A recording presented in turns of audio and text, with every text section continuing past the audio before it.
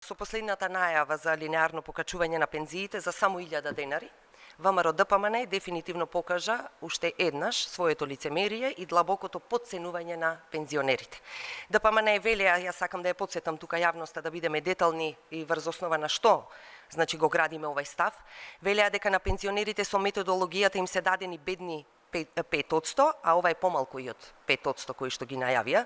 Пензионерите се измамени дефинитивно. Еве ветеното покачување од 1500 денари се претвори во символични 1000 денари. Дали екзистенцијата на нашите највозрасни сограѓани треба да се третира со ваков однос? Секако дека не.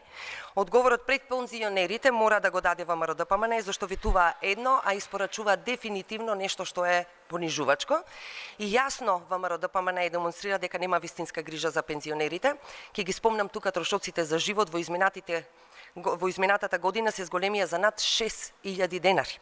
Наместо одржливо и праведно напредување на пензискиот стандард со постојано зголемување на пензиите, сега гледаме некои адхок решенија, популистички кои што се пред се, и го гледаме и тајмингот кога се направени, штетни се за пензионерите ваквите решенија, затоа што се диктирани само од дневна политичка потреба на власта.